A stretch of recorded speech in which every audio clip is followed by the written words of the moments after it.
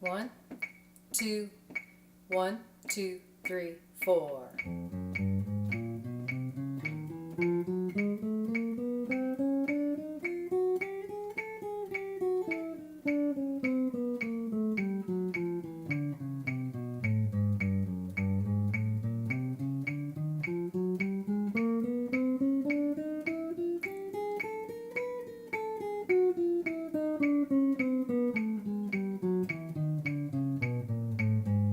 So, as you guessed, very simple finger exercise.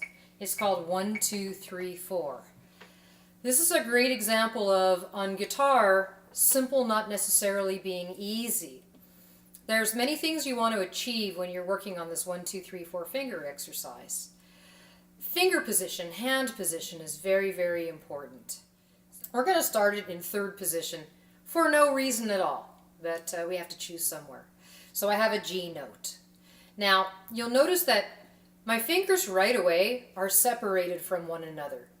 This is very, very important to remark, because for a younger student, a lot of times what happens is your fingers touch. So, rule number 1, fingers may not touch. Rule number 2, you must get on your fingertips. So I'm not pressing with the flats. I'm not letting my knuckles invert. So I'm not letting my knuckles invert. They're always staying like claw hammers or like piano hammers. So never will I press a string down and let a knuckle invert. It means I've gone off my fingertip. So that's rule number 2. Always on your fingertips. Rule number 3, your thumb should be right around the middle line of the neck. So if I take my guitar neck and I go down the middle, back of it, that's where my thumb is. Next thing, I don't want my hand touching my strings in any way. I must clear the neck and get up on those fingertips. No leaning into the strings. Ooh, that's a lot of rules.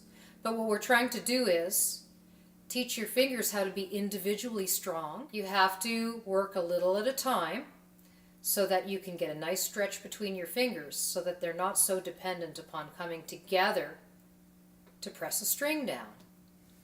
Where's the best place to press a string down? Well, a fret is a very wide area. So if I look over here on my 3rd fret, there's a lot of places that I can press. Where I'm going to get the best sound, the best action, and the best torque is if I divide this fret into 3 fingertips. 1, 2, 3. That's where I want to be. I'm not on the fret right now, and it may look like that from your angle, but I'm not. I'm just behind it, pushing that string right down.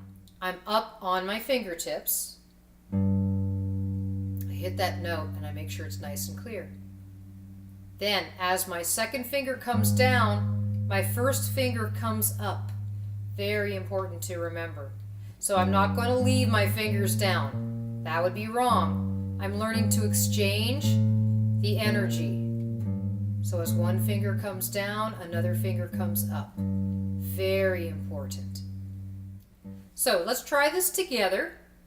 For starters, if you want to, you can just do downstrokes, but you know we're going to work our way towards alternate picking because it's going to be the most efficient way to pick it.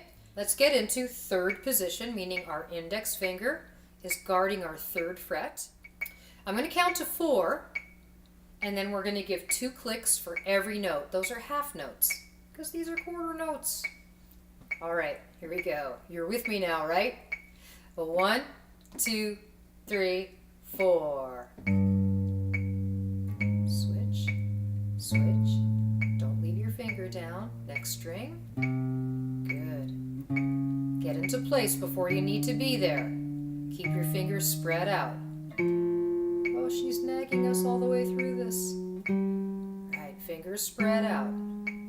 Notice how my fingers get into position before they have to be there. That's one of the secrets to speed, being there before you actually have to be. Right. Good. Good.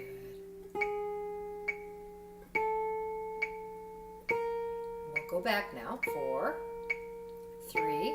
Nothing's complete unless you return from whence you came. Until you go back to the beginning. Let's put it that way.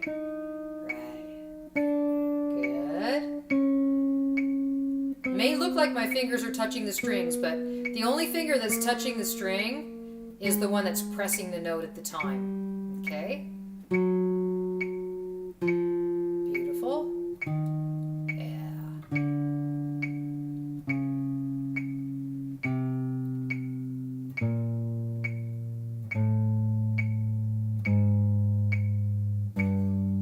Good. Now you can do that with whole notes, meaning you can give it 4 beats. This is very much like lifting weights. The slower you go, the faster you get strong. The longer you stay pressing a note down, the faster you're going to get strong. So speed is a byproduct of accuracy. Speed is a byproduct of accuracy. Go for accuracy. You want to look at your left arm as a cantilever system. As it moves forward, your thumb catches the neck and puts your wrist forward at a 90-degree angle pretty much.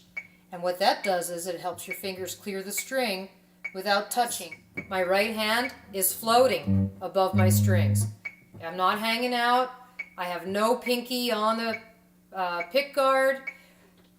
You want a floating hand, because if you can do this stuff floating hand, then when it comes time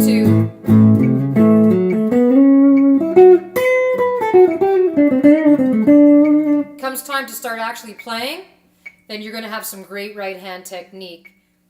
We'll do these quarter notes. 1, 2, 5th position. 4. Right, so I'm floating. My right hand is floating. My left hand is just my fingertip and the tip of my thumb opposing it.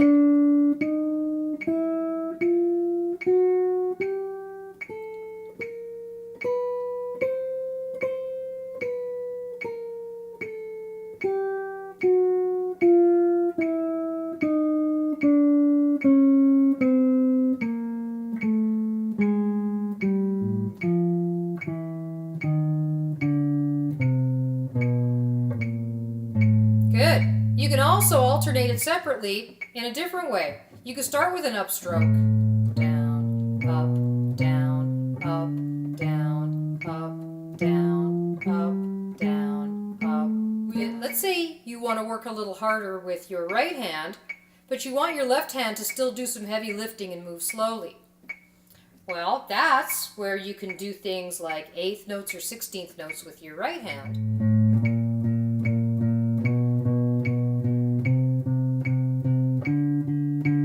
Doing 8th notes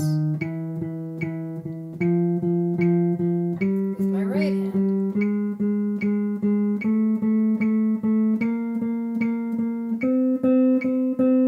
2, 3, 4.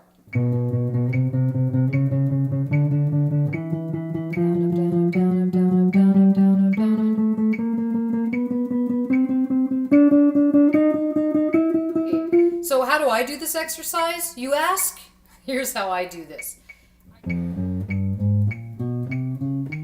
So here's what it sort of looks like. And I'll just go up the neck all the way and all the way down the neck so that I'm playing continuously.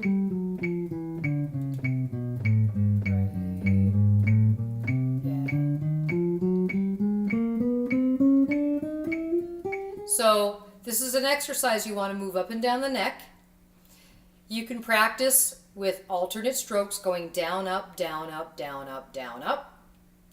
Up, down, up, down, up, down, up, down. You can do multiples. You can hold a note and do 2 strokes each note.